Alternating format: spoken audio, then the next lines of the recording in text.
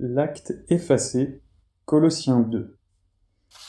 Ce document dont nous allons prendre connaissance est en rapport avec un passage qui se trouve dans Colossiens 2, passage qui avait été partagé au milieu de nous lors d'une de nos rencontres.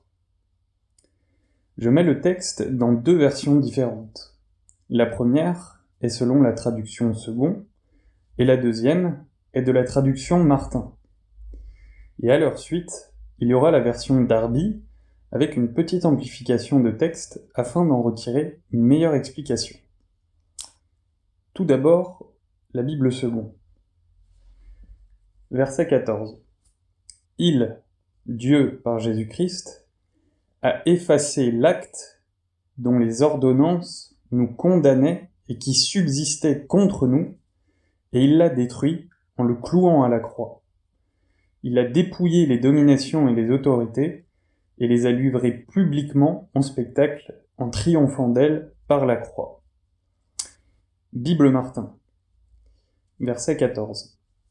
En ayant effacé l'obligation qui était contre nous, laquelle consistait en des ordonnances et nous était contraire, et laquelle obligation il a entièrement abolie, l'ayant attachée à la croix, ayant dépouillé les principautés et les puissances qu'il a produites en public, triomphant d'elles en la croix. Et enfin, la version Darby amplifiée, verset 14, en ayant effacé l'obligation qui était contre nous, laquelle obligation consistait en des ordonnances et nous était donc contraire, et laquelle obligation a entièrement aboli, l'ayant attaché à la croix, cette obligation, ayant dépouillé les principautés et les puissances qu'il a produites en public, triomphant d'elles en la croix. Dans le texte de la version Second, voyez que c'est le mot acte qui est mis en relief, alors que l'acte n'est en réalité que le support de l'obligation. Alors est-ce que le fait de passer rapidement sur ce texte et de ne pas réfléchir à ce que ce mot acte contient à l'intérieur de lui-même ne déplace pas fortement le sujet? Oui, ça le déplace. Car si on ne voit pas ce que contient cet acte, alors on ne voit pas véritablement l'œuvre qui est ici réalisée. Dans le chapitre 2 de la lettre aux Éphésiens, Paul, lui encore, parle des prescriptions. Voici le texte. Versets 14 et 15. Car il est notre paix, lui qui des deux n'en a fait qu'un, et qui a renversé le mur de séparation, l'inimitié, ayant anéanti par sa chair la loi des ordonnances dans ses prescriptions. Est-il besoin de faire un commentaire sur ce mot prescription? Quelqu'un ne sait-il pas en lui-même ce que ce mot prescription veut dire? Voici le sens de ce mot pour celui qui ne le connaîtrait pas. Ensemble de règles et de conseils formalisés par écrit. Alors, lorsqu'une chose a été faite par prescription, peut-on dire qu'elle a été faite dans la liberté? Et si une chose n'est pas faite librement, comme par exemple par amour, Dieu peut-il l'accepter?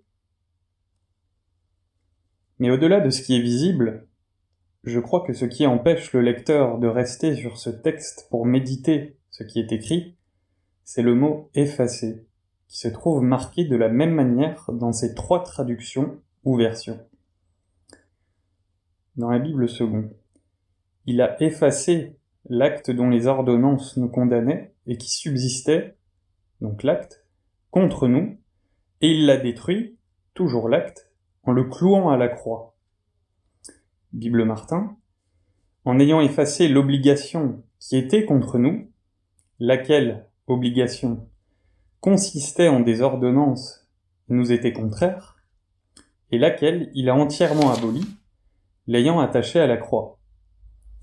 Et enfin, Bible Darby, en ayant effacé l'obligation qui était contre nous, laquelle consistait en des ordonnances, nous était contraire, et laquelle il a entièrement abolie, l'ayant attaché à la croix.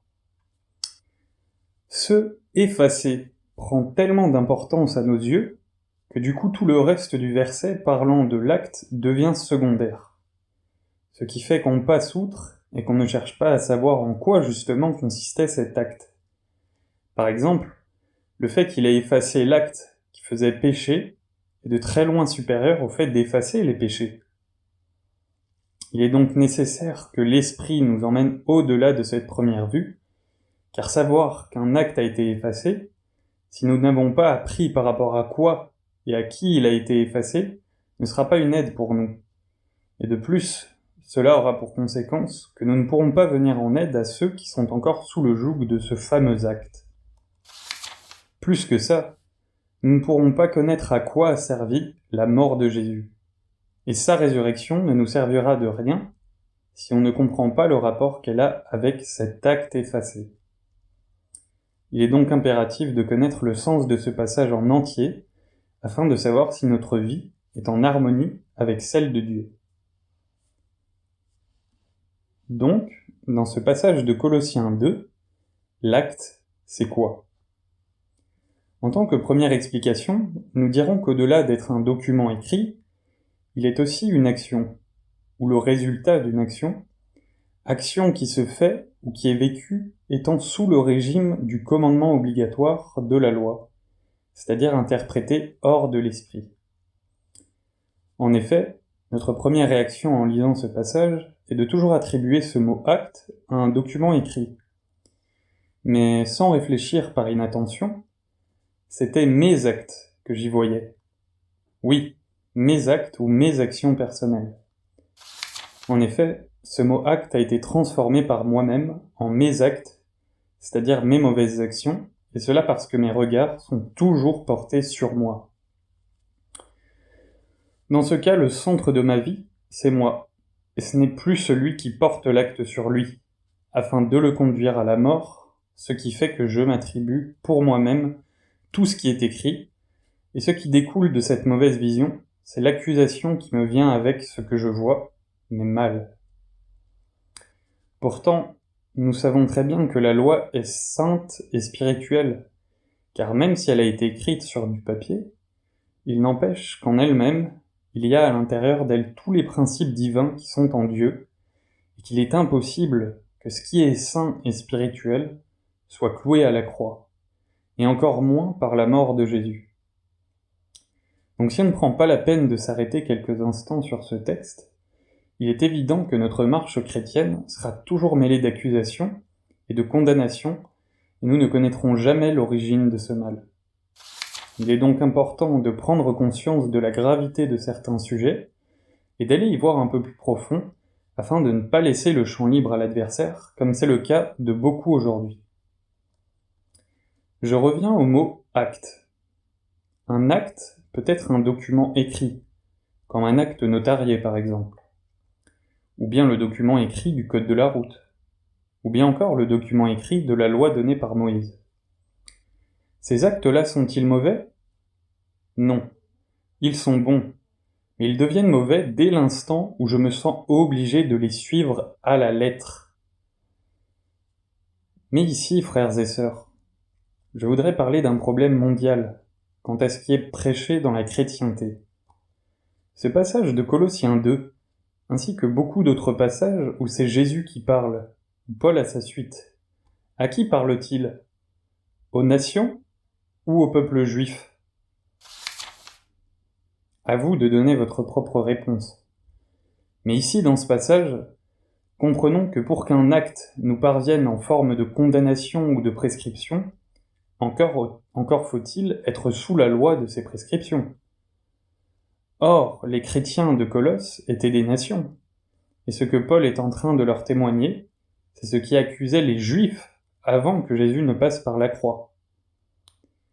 Ce témoignage était donc pour les Colossiens une très forte invitation de ne pas se laisser prendre au piège de ceux qui étaient venus, ou qui viendraient leur dire de mettre la loi en pratique, ce qui aurait pour effet immédiat de les mettre à leur tour sous condamnation, alors que par Jésus, tout ce qui condamnait les Juifs a pourtant été cloué à la croix. Ce sujet est suffisamment grave pour que nous nous y arrêtions, quelques instants, car accepter de se laisser condamner par une chose qui ne nous concerne pas dépasse l'entendement et montre que nous ne sommes pas capables de voir qu'au-dessus de nous, une puissance très forte s'oppose à la pensée divine, et qu'il n'y a qu'en Christ que ces puissances perdent toute leur force, ayant été clouées à la croix par lui. Oui, elles perdent toute leur force si tant qu'on les montre par l'esprit, puissance qui va bien au-delà du visible. Ce qui a été cloué à la croix, ce n'est pas le commandement qui est saint, car en elle-même la loi est sainte et spirituelle. Donc, qu'il est impossible que Dieu puisse condamner ce qui est saint. Mais ce qui a été cloué sur la croix, c'est l'obligation de mettre en pratique le commandement. Oui, le mettre en pratique comme par contrainte et non naturellement. Cette obligation était comme l'image d'un gros fil noir qui aurait été tissé par une main étrangère dans un tissu de très grande valeur, et qui, de par sa couleur noire, en ternit toute sa beauté. Vécue par Jésus, la loi devient alors pour moi la couleur de ce qui est dans le royaume de Dieu, car sans obligation. Mais malheureusement, à cette belle loi est venu s'insérer avec finesse le commandement, avec son obligation de le mettre en pratique. C'est ainsi que la condamnation me parvient, si par malheur je ne fais pas ce qui m'est commandé de faire. Alors cette loi, qui était si belle au départ, si tant est qu'on l'ait vue avec l'esprit afin de la vivre par la foi, se trouve souillée par une couleur noire qui est venue se mélanger à elle, c'est-à-dire une couleur d'accusation et de condamnation. Il est impossible de séparer deux couleurs qui ont été mélangées dans une peinture. Il n'y avait donc aucune solution pour nous, sinon d'effacer tout l'ensemble, et pas seulement nos péchés, et ainsi repartir sur les bases d'une loi uniquement intérieure. Cette couleur noire est horrible en elle-même, car elle a un goût de condamnation dès qu'on s'approche d'elle. Mais l'œuvre de Jésus nous fait savoir que par sa mort, la totalité de cette loi dans laquelle se trouvaient les deux couleurs mélangées se trouvera effacée. Nous n'avons plus à marcher selon la loi écrite, qu'elle soit avec ou sans commandement, qu'elle soit avec ou sans obligation, puisque Jésus, par sa mort, a effacé tout l'ensemble. Oh, quelle est belle la loi de l'esprit de vie qui est en Jésus-Christ, le ressuscité, loi intérieure qui maintenant nous permet de vivre uniquement par notre être intérieur. Et c'est justement là que la loi de la foi trouve enfin son plein accomplissement. C'est cet esprit de vie qui nous porte et nous tient hors de la fausse loi, celle d'obligation. Croire, ce n'est pas faire. Mais quand par la foi nous agissons, alors le faire n'y a plus sa place, puisque c'est la vie qui s'exprime naturellement.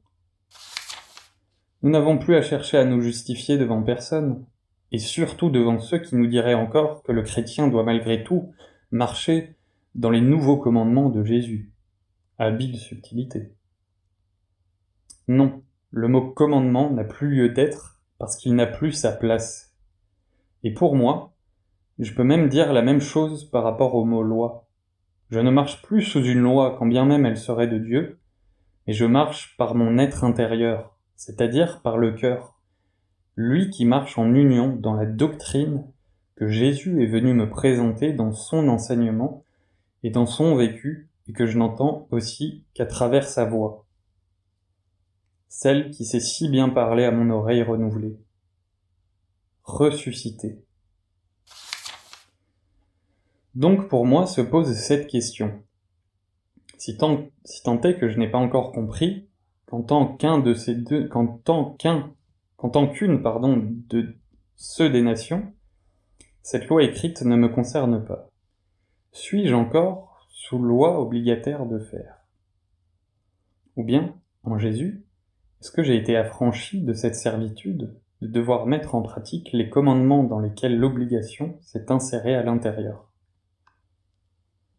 Je dis cela parce que malheureusement cette loi, qui n'était destiné qu'au peuple juif qui ne voulut plus marcher par la foi, m'a atteint moi aussi, et cela m'est parvenu par le biais d'un message corrompu, et peu importe le nom de son messager. L'essentiel est donc d'avoir vu ce qui était cloué à la croix, et ayant vu, je ne suis plus tenu d'observer la loi sous contrainte, mais c'est désormais en toute liberté que j'observe cette loi, et cela sans me poser la question de savoir si je fais bien ou mal. C'est l'Esprit de Christ en moi qui me fait maintenant vivre cette vie sainte. Alors, dois-je sans cesse me poser des questions quant à mon vécu de chaque instant? Et si je le fais, me poser des questions, est-ce que je peux dire que je marche par la foi en Christ? Certainement pas. Cette loi, si elle est vécue en Jésus, est extraordinaire, car elle se vit dans la liberté la plus complète. Et là, on ne se sent plus obligé de faire ou de produire quoi que ce soit pour essayer de plaire à Dieu. C'est uniquement l'obligation qui crée l'accusation, et par l'accusation s'ensuit la condamnation qui conduit à la mort. Et ce sont justement ces choses-là que Jésus est venu clouer à la croix, c'est-à-dire clouer l'obligation de mettre la loi en pratique. Ainsi, nous ne sommes plus accusés en nous-mêmes. Voilà ce qui condamnait effectivement l'homme, l'obligation. Savez-vous en quoi consiste cette obligation? Elle est dans le « je dois »,« tu dois », et qui rejoint ce que le peuple a dit à Moïse en Exode 19, « nous ferons », alors qu'à ce moment-là, l'Éternel Dieu se proposait de continuer à porter son peuple jusqu'au pays promis à la foi d'Abraham. Le mobile de l'obligation, quand on veut mettre en pratique la loi, est donc différent pour chacun. Il peut être pour chercher à plaire à Dieu, ou parce qu'une voix étrangère me demande de faire ce que mon être intérieur conteste pourtant. Cela peut encore venir quand on fait des œuvres pour se persuader qu'on est un bon chrétien, ou pour nous rassurer quant à notre propre salut qui découlerait de ces œuvres faites par nous, ou encore pour combler la foi qui nous manque, combler le manque de certitude dans l'œuvre que Jésus-Christ a fait en ma faveur, etc., etc. Voyez ici, dans ces quelques exemples, que dans l'obligation, Jésus est le grand oublié et le grand absent. C'est l'homme seul qui est au gouverne de sa propre vie. Jésus, près d'être condamné et crucifié, disait à son Père : « Ne boirai-je pas la coupe que le Père m'a donnée à boire » Jean 18. Fallait-il, pour lui? Ou bien est-ce que cela lui avait été donné du Père? S'il n'y avait pas de loi, il n'y aurait pas de péché. C'est-à-dire que nous ne verrions même pas le péché. Mais dès que le commandement de la loi se rencontre avec le péché en nous, c'est là que le problème arrive, et c'est alors la chute. Le péché en nous en vient même à corrompre le sens spirituel de la foi, le sens spirituel de la loi, pardon, et nous pousse même à faire ce que la loi nous dit de ne pas faire. Le péché en nous inverse les rôles, et il se sert de la loi pour nous faire chuter. 1 Corinthiens 15, verset 56. L'aiguillon de la mort, c'est le péché, et la puissance du péché, c'est la loi. Donc tant que je n'aurai pas saisi la valeur réelle de l'œuvre de Jésus à la croix, je ne verrai pas que la loi écrite, le péché et la désobéissance, ont affaire avec la loi. Je parle de celle dans laquelle se trouve le commandement qui me condamne, si je ne le mets pas en pratique à tout prix. C'est à l'intérieur de cette loi que je suis tenu enfermé, dans cette loi de commandement. Oui, enfermé sous la garde de la loi, tant que mon constat d'un échec total à la mettre en pratique ne m'est pas parvenu, ce qui m'empêche d'aller chercher mon secours en Jésus-Christ, et donc de marcher enfin par la foi en lui. Galates chapitre 3, verset 23. Avant que la foi vînt, nous étions enfermés sous la garde de la loi, en vue de la foi qui devait être révélé. Il y a aussi cette notion d'acte issue de ce qui est écrit sur l'acte et dans lequel il y a une obligation de résultat, de faire, de produire, de me justifier, etc. Cet acte-là n'est plus seulement un document écrit, mais c'est ce qui en ressort suite à la lecture de cet acte, et cela parce que je le lis étant sous ce régime d'obligation. La loi a donc trouvé dans ma chair, sous péché, un crochet pour s'y accrocher et me faire chuter par elle. Mais pourtant, l'Écriture ne dit-elle pas que cet acte a été livré publiquement en spectacle? Oui, bien sûr. Mais qui était au spectacle ici? Oui, qui? Car un spectacle, c'est fait pour mettre en avant quelque chose d'exceptionnel. C'est fait en tant que démonstration. Il y avait donc un spectacle et des spectateurs. Mais qui sont les spectateurs dans ce cas? Eh bien, ce sont les Juifs, les Romains, les autorités, les dominations, et toute personne qui a vu ce spectacle, nous y compris. Et à partir de quand voit-on ce spectacle? À partir du moment où l'on voit la chose par l'Esprit, dans l'Écriture, et qui est pour celui ou celle qui découvre le secret de ce qui s'est réellement passé sur la croix. Car en effet, que se passait-il sur cette croix pour qu'il y ait une telle démonstration? Il y avait ceci. Un pêche, mais il croit en un autre. Un autre paie, sans que celui-ci n'ait commis aucun péché. C'est normal, dit Dieu, dans son évangile éternel. C'est justice divine. Où étaient ici toutes les obligations et autres prescriptions? Sur la croix. Elles furent toutes mises en spectacle, clouées sur le même bois, les rendant à jamais inefficaces, car vidées de leur substance meurtrière si pernicieuse, maléfique pour l'homme sous loi. Donc l'acte, c'est quoi? L'acte, c'est l'expression extérieure de ce que les dominations et les autorités nous renvoient comme message quand on marche sous la loi, et plus exactement dans l'obligation de faire. Rappelons-nous que cela a rapport avec l'obligation, avec ses prescriptions et ses ordonnances, et pas à la loi seule. Et lorsqu'il est écrit que Jésus a cloué l'acte, il faut comprendre qu'il a aussi fermé la bouche, si je puis m'exprimer ainsi, aux autorités en question qui sont sous l'autorité du diable. En somme, tout ce qui produisait les péchés était sans cesse placé à la vue par les dominations et les autorités, mais tout cela a été effacé par l'œuvre de Jésus, qui par la même occasion a fait taire ceux qui s'en servaient.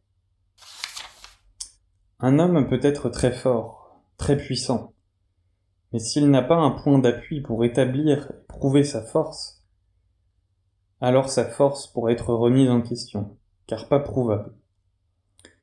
Or la loi fut justement la carte maîtresse de ces dominations et autres autorités. Les religieux qui sont sous la coupe du diable se servent toujours de la loi pour introduire à l'intérieur de la bonne loi, celle qui montre les principes divins qui sont en Dieu, l'obligation par le fameux « tu ne feras pas » ou « tu feras ». Ils s'appuient ainsi sur l'obligation pour ôter aux croyants leur liberté et dominer sur eux. Cette façon de prêcher est devenue pour eux leur carte maîtresse, leur force. Mais lorsque la loi de Dieu passe par Jésus, ça change du tout au tout parce que lui, il est la grâce. Dans la loi de Dieu, il n'y a pas d'obligation. Dans la loi dite de Moïse, oui. Jamais vous ne verrez dans les Écritures Jésus obliger quelqu'un. Lui, il disait ceci. Vous avez entendu qu'il a été dit, mais moi je vous dis. La loi mauvaise, ce sont les commandements. Or, Jésus dit mes commandements, ma parole, ma doctrine, qui est un enseignement oral et non écrit.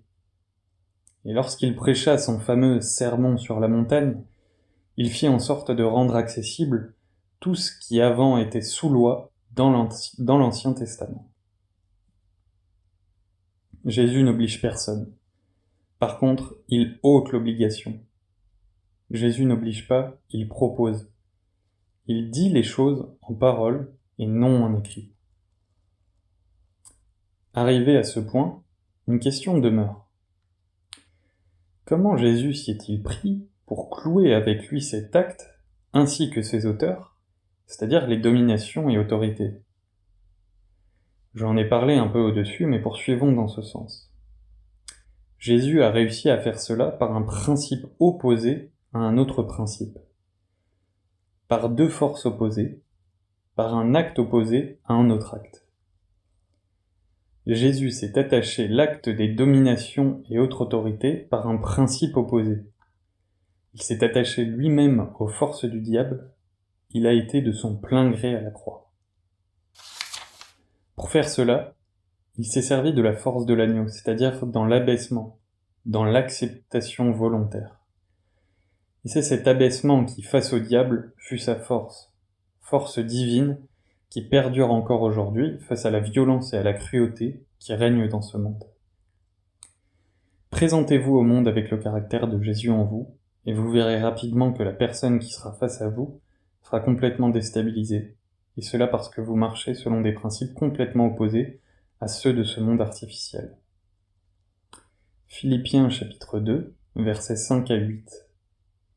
Ayez en vous les sentiments qui étaient en Jésus-Christ, lequel, existant en forme de Dieu, n'a point regardé comme une proie à arracher d'être égal avec Dieu, mais s'est dépouillé lui-même en prenant une forme de serviteur, en devenant semblable aux hommes.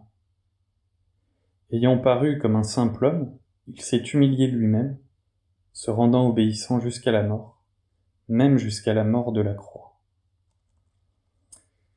Jésus accepta donc le jugement de la loi sur lui, alors même qu'il était innocent. En s'abaissant et en acceptant la chose, Jésus prenait sur lui l'acte de condamnation de la loi, liant cet acte à lui-même. Et comme il se liait lui-même à cet acte sur la croix, il le clouait, cet acte, sur la même croix que la sienne. Presque rien. En fait, Jésus accepta d'être pris. Il se donna. Il se livra à la mort. Il était alors dans la position de ce qui avait été prophétisé par Jean le Baptiste. Voici l'agneau de Dieu qui, en se donnant, ôte le péché du monde. On peut donc dire, d'une certaine manière, que c'est par le moyen de la loi que Jésus a été tué, mais d'une manière fausse, injuste, c'est-à-dire avec un faux tribunal ainsi qu'un faux jugement tout autant injuste.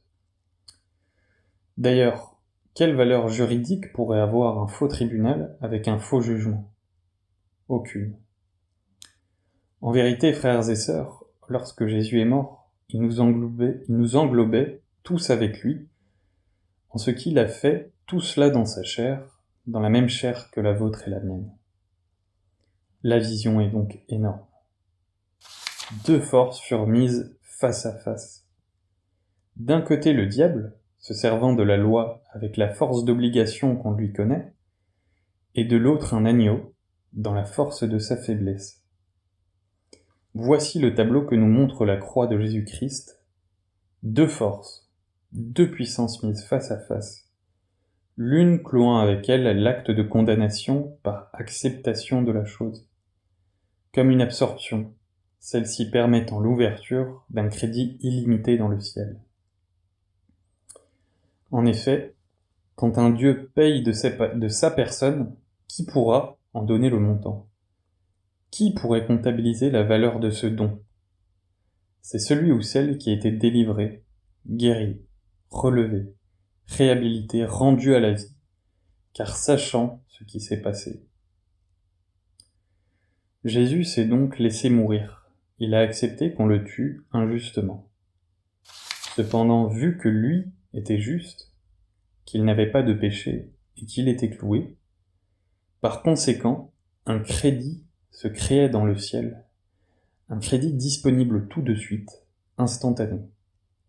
C'est pourquoi Jésus a pu dire au brigand sur la croix, « Aujourd'hui.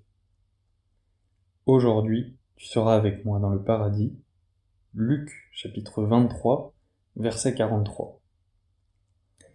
La précision contenue dans ce mot « aujourd'hui » signifie effectivement qu'un crédit se créait en instantané dans le ciel lors de la mise en croix de Jésus, et ce n'était pas quelque chose pour plus tard, contrairement à ce que beaucoup croient. C'est ainsi que le ciel est désormais ouvert. Cette affaire du brigand est un mystère qui a toujours posé problème à beaucoup de gens. Mais croyez-vous, frères et sœurs, que cette affaire si précise soit là par hasard au moment de la croix ?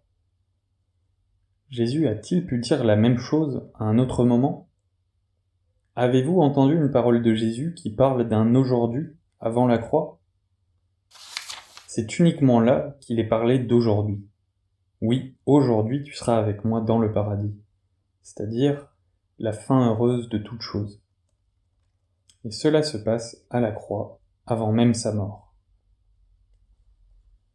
Alors cette croix, était-elle une fermeture ou une ouverture ? Croyez-vous que cet « aujourd'hui même », prononcé pour la première fois dans le cadre de l'œuvre de Jésus, nous arrive ainsi pour rien aujourd'hui ?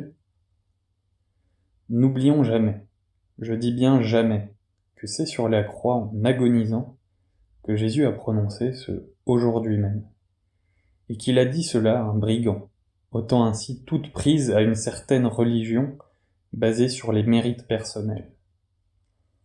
Cet épisode-là ne fut pas virtuel, mais bien réel physiquement parlant. Comprenez bien que si Jésus a ouvert le ciel à un brigand, où se trouvaient alors les mérites personnels qui étaient censés m'ouvrir le ciel ? Jésus a fait cette chose-là exprès, de manière très précise en disant « aujourd'hui », et cela à un brigand, le pire des cas. Ou encore voleur, canaille, crapule, et que sais-je encore. Non seulement cet homme était effectivement un brigand, mais en plus à ce moment-là, il était lui aussi cloué sur une croix. Et la loi dit que les hommes qui sont cloués sur une croix étaient des maudits devant Dieu. Pourtant, Jésus démontra le contraire à ce brigand, en lui disant que ce même jour, il sera avec lui dans le paradis. Il s'agit donc d'un maudit selon la loi, à qui ont été ouvertes les portes du paradis, parce que cet homme a cru. Ou autrement dit, un maudit par la loi n'est plus maudit pour le ciel, dès lors qu'il croit en Jésus. Tout ceci fait que la croix va bien au-delà de ce que nous pouvons penser ou imaginer. Car en vérité, la croix sur laquelle Jésus gagnait et non perdait, ouvrait carrément les portes du ciel et du paradis de Dieu. La foi qui était en cet homme créait un lien direct avec Jésus, lui qui allait mourir et ressusciter, et triompher. Et Jésus lui déclara formellement que ce jour même, il se retrouverait avec lui. Donc ce lien de foi est indéfectible. Il passe par-dessus toute autre loi, sur toute loi écrite. Jésus en fera plusieurs exemples, comme la femme adultère, la Samaritaine, la femme à la perte de sang, etc. Il faut juste avoir les yeux pour voir, pour se rendre compte de toutes ces beautés spirituelles. Et c'est loin d'être difficile, sauf si on croit aux faux évangiles mondialement connus. Cette entrée au ciel par non-condamnation est bien différente que d'être délivré de la peur de la mort. Comment puis-je être délivré de la peur de la mort physique et spirituelle, mort qui est à cause de mes péchés commis ? Par la résurrection de Jésus-Christ, si toutefois je vois que je suis en lui, dans son englobement. Je bénéficie alors de la banque du ciel, de son crédit illimité. C'est alors que la peur de la mort disparaît. En fait, Jésus-Christ a été notre substitut en toute chose. Il a pris notre place en tout point. Quand on est sous accusation, alors on a peur de la mort. C'est normal. Par le sacrifice de Jésus et par le moyen de la foi, toute accusation est donc ôtée si tant est que l'on ait compris la chose. C'est arrivé à ce point que l'on n'a plus peur de la mort. mais à condition bien sûr d'avoir entendu le véritable évangile, l'avoir compris et reçu. Mais allons plus loin si vous le voulez bien. Jésus a donc dépouillé les dominations en se servant d'une autre force, la force de l'agneau. Il a manifesté cette force par l'abaissement, ainsi que par l'acceptation du jugement, et le tout dans le cadre d'une vie hors loi, mais vivant la loi de Dieu. Car en effet, en s'offrant lui-même, Jésus vivait la grande et belle loi de Dieu. Dans cette affaire, ce qui est sûr, c'est que Jésus avait une loi à lui, une loi de Dieu, par laquelle il démontrait que cette loi dépassait de loin la loi de Moïse dans ses commandements, et la résurrection de Jésus faite par le Père vint à point nommé pour prouver que cette approbation divine se passa sous ce régime-là, et pas dans un autre. La miséricorde de Jésus a été faite hors de la loi de Moïse. J'insiste fortement là-dessus car beaucoup de gens ne veulent pas accepter que Jésus ait vécu une autre loi, et ceci de son temps. Si ce n'est pas ainsi, que ces gens m'expliquent alors pourquoi Jésus faisait tout contre la loi dite de Moïse, et principalement les jours de sabbat. Et aussi pourquoi Jésus disait aux Juifs « Il est écrit dans votre loi », sinon pour montrer que ce n'était pas la sienne, de loi. Dans le fait que Jésus applique une loi divine, ce qui est celle de payer pour les autres, il rendit nulle, caduque, cette loi de Moïse. Oui, pourquoi dire votre loi, sinon à cause du fait que d'un côté c'est gratuit et de l'autre c'est payant. En effet, tant que la personne pratique la loi de Moïse, ça passe, mais dès qu'elle s'arrête de le faire, elle meurt. Tu dois payer en faisant, voici la règle de la loi. Romains chapitre 10, verset 5. En effet, Moïse définit ainsi la justice qui vient de la loi. L'homme qui mettra ces choses en pratique vivra par elles. Mais voici comment parle la justice qui vient de la foi. Ne dis pas en ton cœur qui montera au ciel. C'est en faire descendre Christ. Ou qui descendra dans l'abîme? C'est faire remonter Christ d'entre les morts. Que dit-elle donc? La parole est près de toi, dans ta bouche et dans ton cœur. Or, c'est la parole de la foi que nous prêchons. Si tu confesses de ta bouche le Seigneur Jésus, et si tu crois dans ton cœur que Dieu l'a ressuscité des morts, tu seras sauvé. Car c'est en croyant du cœur qu'on parvient à la justice. Et c'est en confessant de la bouche qu'on parvient au salut, selon ce que dit l'Écriture, quiconque croit en lui ne sera point confus. Quelqu'un dira qu'il ne vit pas cela, et pourtant, c'est ce qu'il fait régulièrement, car lorsqu'il met en pratique ce que la loi lui dicte de faire, il paye. Il se séduit alors lui-même, car il pense être libre, il est en réalité esclave de ce qui lui est commandé de faire pour payer. Donc à partir du moment où Jésus annulait cette loi de Moïse dans son côté obligataire, il annulait en même temps l'acte de condamnation qui nous revenait en face, alors que nous le savons, la loi n'était pas pour les nations, mais pour les Juifs qui ne voulurent plus marcher par la foi dans ce que Dieu avait pourtant promis à Abraham. Mais la loi nous est parvenue à nous les nations, du fait de notre exercice de la loi de Moïse, c'est-à-dire nos tentatives désespérées à répondre aux exigences de cette loi, bien que se disant sous la grâce, Jésus est devenu, pour nous, notre grand souverain sacrificateur de la loi de Dieu, englobant ainsi tout l'ensemble pour nous et en notre faveur, neutralisant au passage la loi d'obligation qui nous accusait et nous condamnait. Donc à partir du moment où Jésus annulait cette loi de Moïse, dans son côté obligataire, vu que Jésus payait pour les autres gratuitement, il faut comprendre qu'il se trouvait donc hors loi. Et si Jésus est mort dans sa chair, c'est-à-dire dans une chair semblable à la nôtre, c'est afin que nous puissions bénéficier de son œuvre en nous englobant en lui dans notre chair. Oui, bien que Jésus ait vécu toutes ces choses dans une chair semblable à la nôtre, voyez quand même qu'il était le Fils du Père, le Fils de Dieu, et qu'il était en train de prendre une victoire grandiose sur toute autorité et toute domination, dans la chair, mais aussi et surtout par l'Esprit. Et s'il le fit dans la chair, c'était pour que sa victoire fût aussi la nôtre, sans quoi notre foi ne pourrait pas s'appuyer sur lui, s'il avait été seulement Fils de Dieu sur la croix. En effet, dans ce cas, cette victoire n'aurait pu descendre jusqu'à nous. Comprenons-nous, je ne dis pas que Jésus n'était pas le Fils de Dieu sur la croix. Non, je dis qu'il était bien le Fils de Dieu, acceptant et payant, et cela dans une chair semblable à la nôtre. En somme, il nous a englobés en lui. Il n'y avait qu'un Dieu qui pouvait gagner sur le diable, et c'est Jésus, en tant que Fils de Dieu, qui gagna sur lui, bien qu'il fût dans une chair semblable à la nôtre, afin que sa victoire descende et nous parvienne. Le diable, en tant qu'esprit, a une force bien plus grande par rapport à ce qui est né de la chair. Et pourtant c'est dans une chair semblable à la nôtre que Jésus vainquit le diable. En effet, déjà dans le ciel, Jésus aurait pu vaincre le diable. Mais non.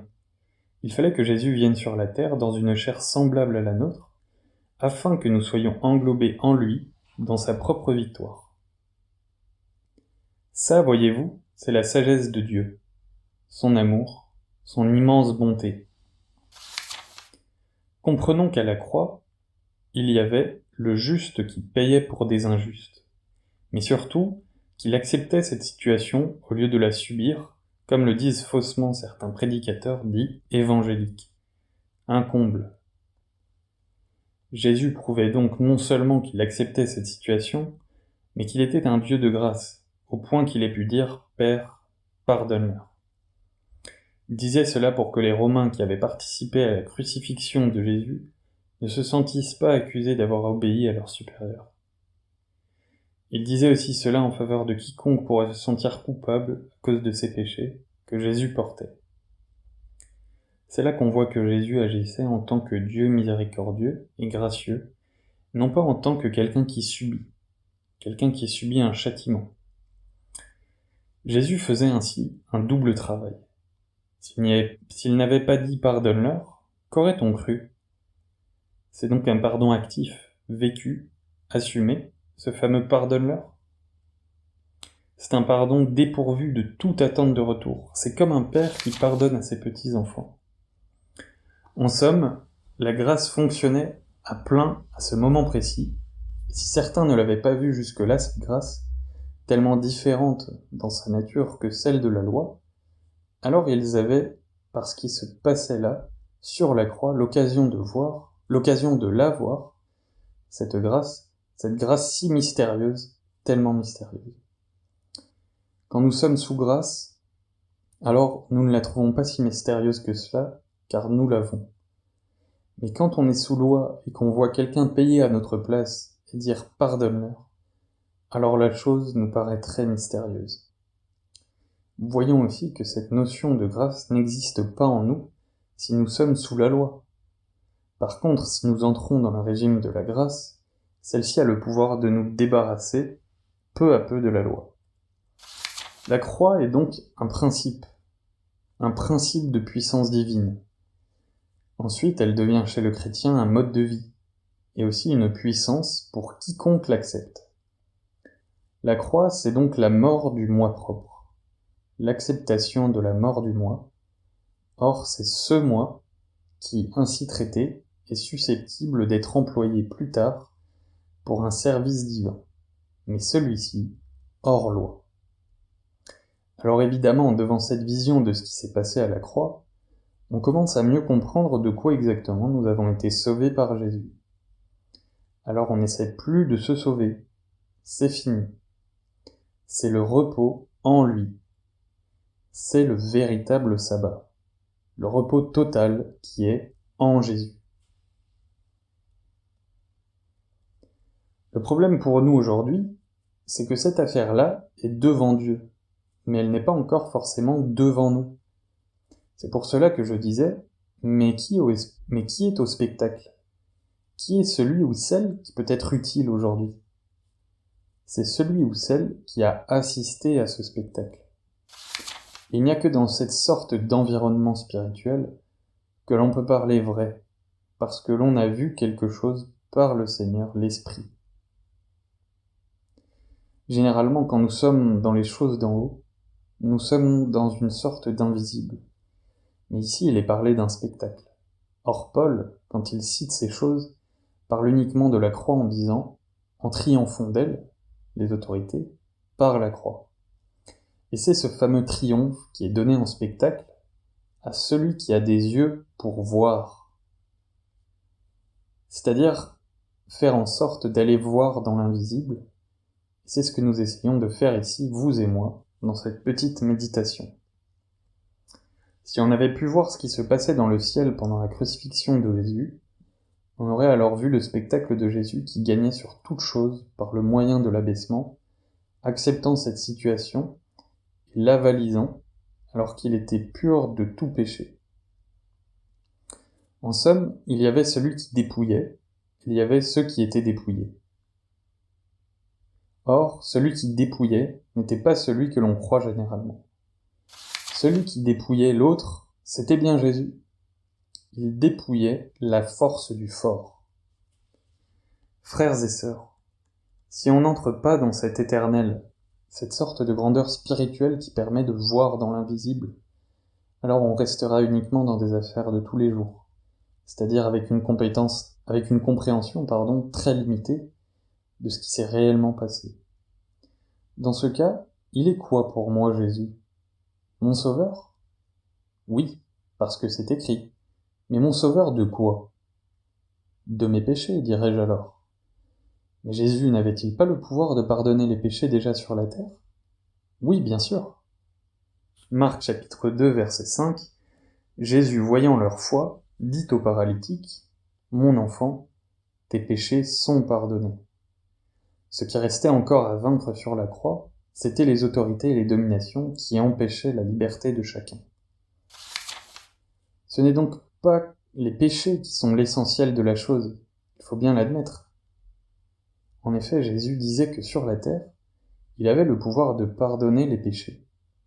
Cela voulait dire que sur la croix, la délivrance serait autre. Alors les gens ne comprennent pas, généralement, ne comprennent plus. Ils sont sans cesse accusés, ils ne voient pas qu'à la croix, il y a eu beaucoup plus grand que le pardon des péchés. Beaucoup plus. Il y a eu tout ce qui touche à nos consciences, la purification des consciences. Jésus est mort dans une chair semblable à la nôtre, avec tous nos problèmes de chair. Et croyez-vous qu'il nous en veuille aujourd'hui lorsqu'il voit nos problèmes issus de notre chair? Mais non, puisqu'il est mort à notre place, et que de plus, il est un souverain sacrificateur compatissant. Jésus a purifié principalement nos consciences des œuvres mortes. Or, ces œuvres mortes, d'où venaient-elles? De l'acte de condamnation, c'est-à-dire tout ce que l'on était obligé de faire pour essayer d'être en règle avec Dieu selon la loi. Donc ces dominations sont bien là. Elles existent toujours, mais elles n'ont plus de force, plus d'actes d'obligation. Ce sont elles qui sont au spectacle, maintenant, de ce que nous sommes devenus en tant qu'hommes et femmes libres. Le spectacle a donc changé de camp, frères et sœurs. Et si elles ont encore une puissance, bien que dépouillées par Jésus, c'est parce que des ouvriers la maintiennent malheureusement en vie. Et il y en a encore beaucoup de ces réanimateurs de puissance de mort. Autre chose, si je suis sous obligation par ces autorités, je suis en même temps obligé d'admettre que je suis sous leur propre autorité. Je passe donc tout mon temps à leur obéir. C'est normal après tout, selon moi. Obéir à une autorité dépouillée de sa force, c'est quand même un peu fort, non? Et dans ce cas, comment fais-je pour vivre à Dieu? Et c'est quoi vivre à Dieu, si ce n'est pas vivre en lui appartenant? À moins d'en avoir une autre traduction. Et même plus simplement, comment avoir une réelle communion avec lui sous un rapport d'obligation? C'est donc un piège tout cela. Comprenons déjà le fait que Jésus savait ces choses depuis toujours. Il savait pourquoi il était venu. Donc s'il m'arrive de voir revenir en moi cet acte dans ma vie, dans ma conscience des choses, il faut que je revienne très vite sous le régime de l'agneau, et là le régime de l'obligation perdra de sa puissance, puisque justement c'est sous ce régime qu'est le dépouillement de cette puissance. Ce régime de pression intérieure qu'est l'acte provient forcément d'un environnement ou de circonstances spécifiques qui m'ont plongé dans ce bain. Cela a pu venir depuis notre petite enfance par la religion ambiante, ou bien tout récemment par exemple en ayant écouté des prédications ou lu des choses de ce type. Cet acte oppresse et ne lâche jamais, réclamant son dû sans cesse. En fait, il n'y a pas d'issue possible, sauf si quelqu'un parle et dit la vérité sur toutes ces choses. C'est différent d'une conscience en bon état, qui peut en effet nous reprendre quelquefois, mais avec en même temps la vue du bout du tunnel. Autrement dit, lorsque nous sommes repris par notre conscience en bon état, il n'y a pas de problème sans qu'il y ait la solution à ce problème. Pour ce qui est de Jésus, le fait de ne pas se servir de la loi pour y chercher une sorte de justification quelconque fut un abaissement.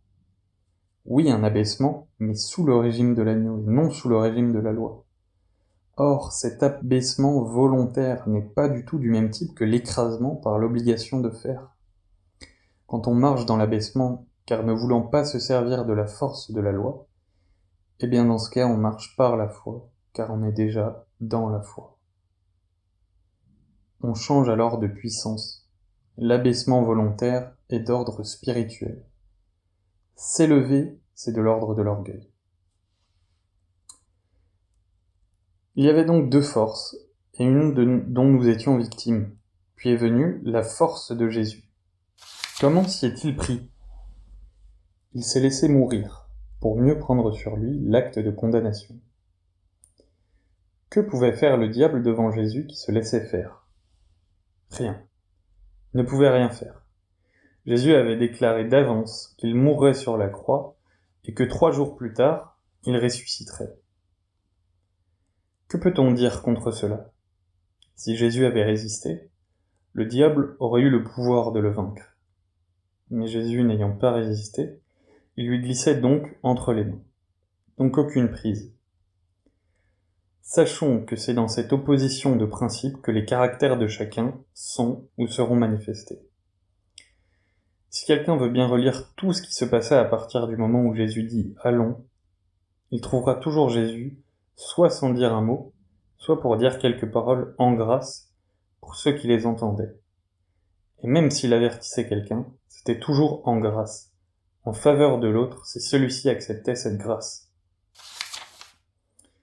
Oui, une telle lecture attentive sera très édifiante pour celui ou celle qui la fera. Il me vient à la pensée une rencontre que nous avions eue sur la femme adultère, sur les religieux et les pharisiens qui la condamnaient. Ce ne sont pas ces personnes en tant que telles que Jésus condamnait.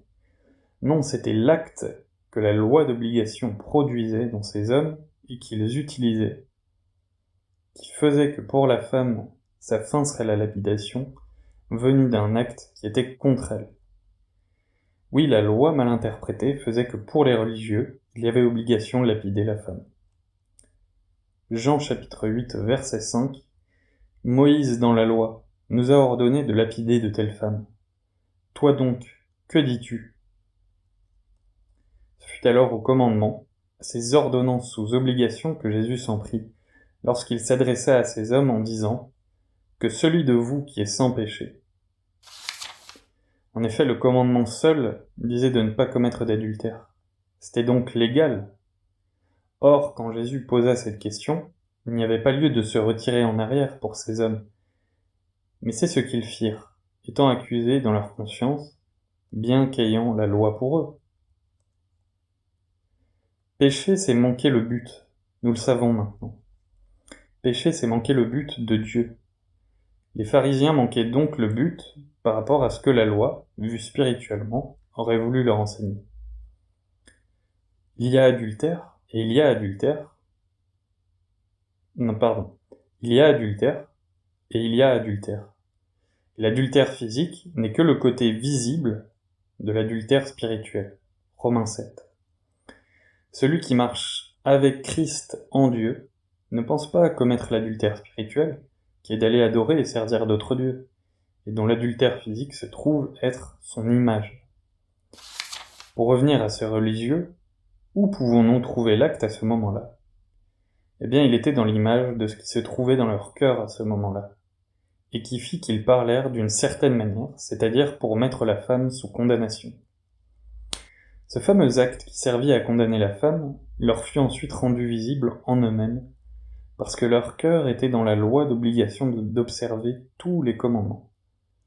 En somme, l'acte leur revenait, mais en condamnation, si par malheur ils ne faisaient pas ce que la loi leur imposait.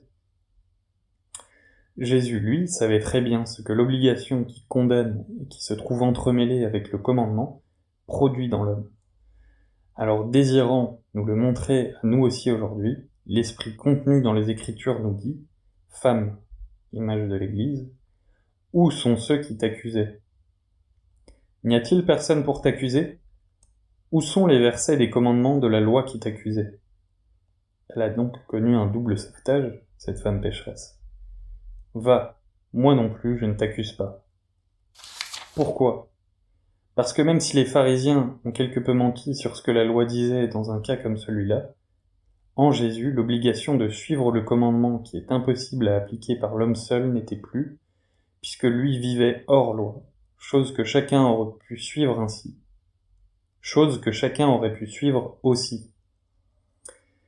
Mais quoi qu'il en soit, la mort de Jésus était indispensable pour effacer entièrement cet acte écrit.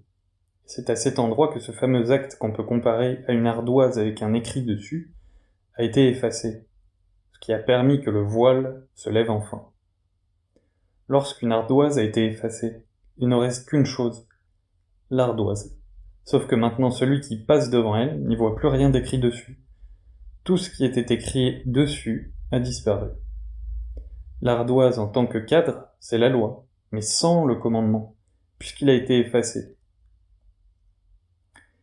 Même la loi écrite et donnée par Moïse a disparu. L'ardoise est bien là, c'est vrai, mais en tant que souvenir, nous faisant voir ainsi la grâce qui nous a été faite. Souvenir qui ne cesse de me rappeler le pourquoi de la venue de Jésus en ma faveur, c'est-à-dire me rendre libre. Plus que ça, être réellement libre. Je reviens au mot acte dont il est parlé qu'il subsistait ou s'élevait ou nous était contraire. Tout le temps de son ministère terrestre, Jésus a montré par son enseignement et son vécu qu'il ne fonctionnait pas selon la loi écrite. La preuve par ces deux passages bibliques dans Jean chapitre 8 verset 17 que nous avons vus au-dessus. Il est écrit dans votre loi que le témoignage de deux hommes est vrai. Et au chapitre 10 verset 34, Jésus leur répondit, n'est-il pas écrit dans votre loi? J'ai dit, vous êtes des dieux. De plus, dans Jean chapitre 7, le mot loi est transformé en doctrine, puisque Jésus n'a jamais étudié les Écritures. Humainement parlant, c'est comme s'il n'en connaissait pas le contenu. Il marchait dans une relation intime avec Dieu par l'être intérieur, par l'esprit qui les unissait lorsqu'il était dans son humanité. Vers le milieu de la fête, Jésus monta au temple et il enseignait. Les Juifs s'étonnaient, disant « Comment connaît-il les Écritures, lui qui n'a point étudié ?» Jésus leur répondit « Ma doctrine, non écrite, n'est pas de moi, mais de celui qui m'a envoyé. Si quelqu'un veut faire sa volonté, il connaîtra si ma doctrine est de Dieu, ou si je parle de mon chef. » Tout cela est la vérité, oui. Mais il n'empêche que l'acte, le document écrit de Moïse dans lequel l'adversaire est venu y introduire l'obligation, est toujours là. Il ne sait rien faire d'autre que m'accuser si je ne mets pas en pratique ce qui est écrit dedans. Si cela est bien compris, alors la mort de Jésus sera pour moi l'acte miraculeux qui a permis que malgré que Jésus ait toujours vécu hors loi, tout ce qui subsistait encore, c'est-à-dire l'acte écrit, a été entièrement et totalement effacé. Plus rien ne subsiste. Toutes les armes du diable ont été anéanties dans ce moment très précis, et je comprends parfaitement ces moments d'épaisses ténèbres qui sont survenus, car la bataille a dû être très rude. Oui, j'ai enfin aujourd'hui la possibilité de marcher sans loi écrite, puisqu'elle n'est plus, donc de marcher par ou selon la doctrine de Christ, loi intérieure de Dieu. J'ai enfin la possibilité de marcher dorénavant comme marchait Adam, avant que vienne la chute, c'est-à-dire hors obligation, hors puissance de la loi, hors péché. L'ardoise est vide, il ne reste d'elle que son cadre, et celui-ci demeure glorieusement en tant que témoignage que quelque chose d'anormal était intervenu dans ma vie. Je dirais que le cadre en question, c'est aussi la croix de Jésus-Christ, qui me permet de me souvenir de ce qui s'est passé pour que je puisse enfin vivre à Dieu et pour Dieu. C'est donc la loi de la foi qui est maintenant mon régime de vie. C'est elle qui a pris la place de celle qui avant ne cessait de me condamner à cause de l'obligation contenue et mélangée au commandement. Pour nous, nous avons fait le constat que pour ce qui concerne la quasi-majorité des chrétiens, cet acte, bien que pourtant effacé par la mort de Jésus sur la croix, subsiste encore pour eux. Pourquoi ? Parce que dans les assemblées bâtiments, leurs responsables ne savent pas mettre les diverses couleurs sur le mot loi, et n'ayant que peu de considération pour les brebis qui sont à la recherche de leur berger, ils n'évoquent jamais ce fait et préfèrent parler des péchés. D'autres ignorent seulement ces choses. C'est très vague. Mais pendant ce temps, tout cela fonctionne encore et encore. Alors les chrétiens marchent le dos courbé et la tête baissée sous un joug dont ils n'ont même pas conscience, puisque les prêches de leurs responsables religieux, bien que pouvant parfois durer plusieurs heures sur ce sujet, sont remplis de non-dits. En faisant ainsi, ils laissent à chacun l'appréciation de régler son propre problème de péché, puisqu'ils n'ont aucune conscience du mot loi, ainsi que des différentes couleurs qu'on pourrait lui donner, et des autres mots qui ont été ici révélés et compris de manière spirituelle. Ils n'ont pas plus conscience d'ailleurs que ce n'est pas la loi qui est responsable de nos échecs, mais que c'est l'obligation de pratiquer les commandements écrits qui l'est. Ce qui est encore plus triste, c'est qu'ici Paul ne s'adressait pas aux nations, mais aux Juifs, car c'est en tant que tel que lui-même se présentait dans ce texte, subsistait contre nous. Paul avait la double nationalité, juive et romaine. Or, il écrivait ici aux Colossiens, donc les nations. La loi de commandement était donc passée d'Israël aux nations, alors que cela ne leur était pas destiné. Pourquoi donc la loi est-elle omniprésente chez les chrétiens, si ce n'est parce que la loi vécue par Jésus-Christ ne leur a jamais été présentée et annoncée ? Oui, Dieu seul, en Jésus-Christ, a effacé tout ce qui pouvait encore condamner l'homme. Je parle de cette condamnation qui est issue du commandement obligatoire dont, là encore, personne ne parle. On n'en a jamais entendu parler. Il est juste cité, le légalisme, et encore, sur la pointe des pieds. Le problème de ce chrétien au dos courbé est donc un problème de loi caché en lui. Parce que personne n'est encore venu la lui montrer à la lumière de Dieu, ce qui aurait permis qu'il en soit délivré. Cette loi cachée en lui l'empêche donc de savoir quelle est la force de la foi qui est aussi en lui, n'ayant pas encore entendu un message opposé au premier. La foi qui est pourtant en lui ne lui est pas encore révélée. Cela l'empêche de manifester ce qui est beau et surtout très efficace pour prendre la victoire sur ce qui pourtant n'est plus devant Dieu. Il est donc nécessaire que chaque chrétien entende qu'il y a loi et loi, que l'une accuse et condamne, alors que la deuxième est liée à l'esprit et à la foi, et que c'est celle-là qui conduit en vie éternelle, comme l'a déclaré fortement Jésus. Je dirais alors que je ne cherche plus à donner d'explication à des mots qui n'ont plus lieu d'être, si je vis dans la foi au Fils de Dieu et que j'ai été rendu capable de voir ce qui s'est passé à la croix. Je suis plutôt dans une position d'adorateur, en position de celui ou celle qui a vu, et donc qui a changé de régime, et pas de religion ou d'église. Oui, un changement de régime dans lequel l'accusateur n'est plus. Éphésiens chapitre 2, versets 13 à 18. Mais maintenant, en Jésus-Christ, vous qui étiez jadis éloignés, vous avez été rapprochés par le sang de Christ.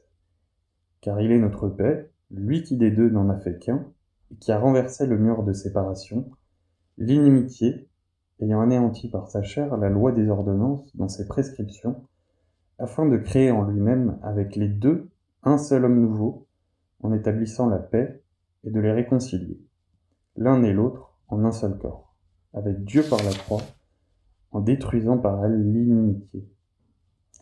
Il est venu annoncer la paix à vous qui étiez loin, et la paix à ceux qui étaient près.